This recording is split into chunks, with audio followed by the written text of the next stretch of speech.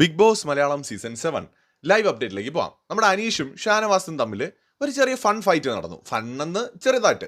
കാരണം ഈ സരികയ്ക്ക് കഴുത എന്ന പേര് കൊടുത്തത് ഒന്നിനും ബുദ്ധിയില്ലാത്ത ഒരാളെന്നുള്ള രീതിയിലാണ് എന്ന് പറഞ്ഞുകൊണ്ട് ഷാനവാസ് ചുമ്മാ ഒന്ന് ട്രിഗർ ചെയ്ത് വിടുന്നു. അപ്പോൾ അവിടെ അനീഷ് വന്നിട്ട് പറയുന്നുണ്ട്, കഴുതയെന്ന് പറയുന്നത് ബുദ്ധിയില്ലാത്ത ജീവിയല്ല, പണ്ട് കാലത്ത് തന്നെ മനുഷ്യനുമായിട്ട് ഇണങ്ങി ജീവിച്ച ഒരു ഭാരം ചുമക്കാനായിട്ട് മനുഷ്യർ ഉപയോഗപ്പെടുത്തിയ ഒരു ജീവിയാണ്, അതിന് ബുദ്ധിയൊക്കെ ഉണ്ട് എന്നാണ് നമ്മുടെ അനീഷ് പറയുന്നത്. അപ്പോൾ ഷാനവാസ് പറയുന്നുണ്ട്, അത് ഇവിടെ പറ്റിക്കാൻ വേണ്ടി നിങ്ങൾ പറഞ്ഞല്ലേ, യഥാർത്ഥത്തിൽ നമ്മൾ ബുദ്ധിയില്ലാത്ത ആൾക്കാരെയാണ് കഴുത എന്ന് വിളിക്കുന്നത് എന്ന് ഷാനവാസ് പറയുന്നുണ്ട്. അപ്പോൾ അതിനെ എതിർത്തുകൊണ്ടാണ് അവിടെ അനീഷ് സംസാരിക്കുന്നത്. അത് വെറുതെ ആൾക്കാർ പറഞ്ഞു വരുത്തിയതാണ്, കഴുത അങ്ങനെയല്ല, കഴുതയ്ക്ക് ബുദ്ധിയുണ്ട് എന്നാണ് അനീഷ് പറയുന്നത്. ഷാനവാസ് പറഞ്ഞത് ശരിയാണ്. നമ്മൾ മണ്ടബുദ്ധികളെ അല്ലെങ്കിൽ ബുദ്ധിയില്ലാത്ത ആൾക്കാരെയാണ് എടാ കഴുതേ എന്ന് വിളിച്ച് നമ്മൾ പൊതുവെ വിളിക്കാറുള്ളത് അല്ലേ. എന്നാൽ യഥാർത്ഥത്തിൽ കഴുത ബുദ്ധിയില്ലാത്തൊരു ജീവിയാണോ? അല്ല. ബിഗ് ബോസ് വീട്ടിൽ ഒന്നും ചെയ്യാതെ നിൽക്കുന്ന ഒരു ഗുണവുമില്ലാത്ത ആൾക്കാരെയാണ് നമ്മൾ വാഴ എന്ന് വിളിക്കുന്നത്. യഥാർത്ഥത്തിൽ വാഴകൾക്ക് നാക്കുണ്ടെങ്കിൽ കേൾക്കാൻ കഴിയുമെങ്കിൽ അവർ വന്ന് നമ്മളെ അടിക്കുമായിരുന്നു. കാരണം വാഴയെ കൊണ്ട് എന്തുമാത്രം ഉപയോഗമാണുള്ളത്. അതായത് ഒരു തരി പോലും നമുക്ക് വേസ്റ്റ് ആക്കാൻ കഴിയാത്തൊരു സസ്യമാണ് നമ്മുടെ ഈ വാഴ എന്ന് പറയുന്നത്. അതിൻ്റെ ഇല നമുക്ക് ഉപയോഗിക്കാം, അതിൻ്റെ തണ്ട്, അതായത് വാഴയ്ക്കകത്തുള്ള വാഴത്തണ്ട് നമ്മൾ വളരെ ഹെൽത്തി ആയിട്ടുള്ള മറ്റേ നാട്ടിലെ തോരൻ, ഉപ്പേരി പോലുള്ള സാധനങ്ങളൊക്കെ ഉണ്ടാക്കാനായിട്ട് ഉപയോഗിക്കും. അതിൻ്റെ കൂമ്പ് ഒടിച്ചിട്ട് തോരൻ, ഉപ്പേരി പോലുള്ള സാധനങ്ങളൊക്കെ ഉണ്ടാക്കാനായിട്ട് ഉപയോഗിക്കും. അതിൽ വരുന്ന കൊല നമ്മൾ വാഴക്കൊല നമ്മൾ അതിലെ പഴം കഴിക്കാനായിട്ട് ഉപയോഗിക്കും. അതുപോലെ തന്നെ അതിലെ നാര്, വാഴനാര്, പൂ കെട്ടാൻ ഉൾപ്പെടെ പല ആവശ്യങ്ങൾക്കായിട്ടും വാഴനാര് നമ്മൾ ഉപയോഗിക്കും. അങ്ങനെ ഇലയും തണ്ടും നാരും ഉൾപ്പെടെ സകലതും ഉപയോഗിക്കാൻ കഴിയുന്ന വളരെയധികം ഉപയോഗമുള്ള ഒരു സസ്യമാണ് വാഴ.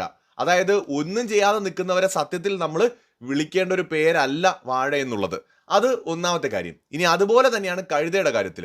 കഴുത വളരെ ഇന്റലിജന്റ് ആയിട്ടുള്ള ഒരു മൃഗം തന്നെയാണ്. കഴുതയ്ക്ക് ഏകദേശം 20 വർഷത്തോളം കാലം അതിന് മറ്റ് കഴുതകളെ ഓർത്തു വയ്ക്കാനായിട്ട് കഴിയും, സ്ഥലങ്ങൾ ഓർത്തു വയ്ക്കാനായിട്ട് കഴിയും. വളരെ സ്ട്രോങ് ആയിട്ടുള്ള ഒരു മെമ്മറി ഉണ്ട്.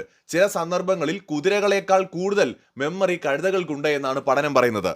സാഹചര്യങ്ങളെക്കുറിച്ച് ചിന്തിക്കുവാനും പെട്ടെന്ന് തന്നെ ഒരു മുൻകരുതൽ എടുക്കാനും ഒക്കെ കഴുതയ്ക്ക് കഴിയും. കഴുത മുന്നോട്ട് നീങ്ങുന്നില്ല എന്നുണ്ടെങ്കിൽ അതിന്റെ അർത്ഥം എന്തോ ഒരു അപകടം വഴിയിലോ മറ്റെവിടെയോ പതുങ്ങിയിരിക്കുന്നുണ്ട് എന്നത് മനസ്സിലാക്കിയത് കൊണ്ടാണ്. പഴയ കാലങ്ങളിൽ തരിശായതോ വിജനമായതോ ഒക്കെ ആയിട്ടുള്ള സ്ഥലങ്ങളിൽ സഞ്ചരിക്കാൻ മനുഷ്യർ കൂടുതലും ഉപയോഗിക്കുന്നത് കഴുതകളെയാണ്. കാരണം അവർക്ക് ഈ ഒരു ഒരിക്കൽ വന്ന വഴി ഓർത്തു വയ്ക്കാൻ കഴിയും മനുഷ്യരെക്കാൾ കൂടുതൽ. മനുഷ്യരുമായിട്ട് അവർക്ക് ഇണങ്ങി കഴിയാൻ പറ്റുന്നതും അവർക്ക് അത്യാവശ്യം ബുദ്ധിയൊക്കെ ഉള്ളതുകൊണ്ട് തന്നെയാണ്. അപ്പോൾ കഴുത ഒരു ബുദ്ധിയില്ലാത്ത ജീവിയാണെന്നുള്ളത് നമ്മുടെ തെറ്റായ ധാരണയാണ്. എന്തുകൊണ്ടാണ് പക്ഷേ എല്ലാവരും കഴുതയെ ബുദ്ധിയില്ലാത്ത ജീവി എന്ന് വിളിക്കുന്നതെന്ന് ചോദിച്ചാൽ, കുതിരകളെ പോലെ വേഗത്തിൽ അതിന് ഓടാൻ കഴിയാത്തത് കൊണ്ടാണ്. പണ്ട് കാലത്തെ മനുഷ്യരുടെ ഓരോ കാഴ്ചപ്പാടുകളാണ്. അതുപോലെ തന്നെ യുദ്ധങ്ങളിൽ അവയെ നമുക്ക് ഉപയോഗിക്കാൻ കഴിയാത്തത് കൊണ്ടാണ്. അല്ലെങ്കിൽ പ്രത്യേക ഉത്സവ സമയങ്ങളിൽ അണിയിച്ചൊരുക്കി രാജകീയമായി കൊണ്ടിറങ്ങാൻ പറ്റാത്തത് കൊണ്ടാണ്. അവയുടെ രൂപവും ആകൃതിയും ഒക്കെ കുതിരകളെ അപേക്ഷിച്ച് വളരെ മോശമായിട്ടുള്ളതാണെന്ന് പഴയ കാലത്തെ മനുഷ്യർ വിശ്വസിച്ചിരുന്നു. അതുകൊണ്ട് തന്നെ ഉപയോഗമില്ലാത്ത ഒന്നായിട്ട് അതിനെ കണ്ടു. മാത്രമല്ല ഭാരം ചുമക്കാൻ അതിനെ ഉപയോഗിക്കുന്നുണ്ടല്ലോ.